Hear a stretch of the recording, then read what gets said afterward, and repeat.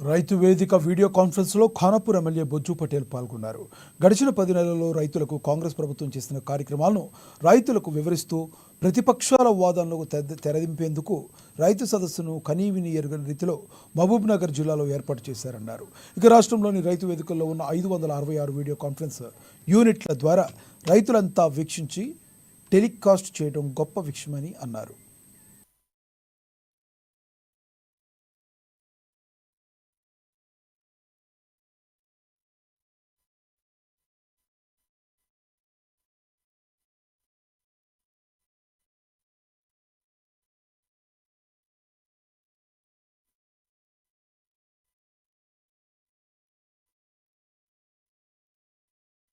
చాలా మంది రైతులు వీక్షిస్తున్నారు.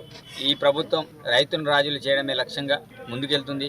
అందుకే ప్రభుత్వం ఏర్పడిన వెంటనే రైతు సమస్యల మీద ప్రత్యేకమైన చొరవ తీసుకొని రైతు కమిషన్ ఏర్పాటు చేయడం, దాంతోపాటు రైతులందరూ కూడా 2 లక్షల రుణమాఫీ చేయడం, రైతులందరూ కూడా ఉచిత విద్యుత్ ఇవ్వడం, పేద వర్గాల మహిళల కోసం ప్రత్యేకించి ఉచిత బస్సులు ఇవ్వడం, అదేవిధంగా 10 లక్షల హెల్త్ ఇన్సూరెన్స్ చేయడం, ఇవన్నీ కూడా ఇస్తున్న క్రమంలో మనం అందరం కూడా చూస్తున్నాం.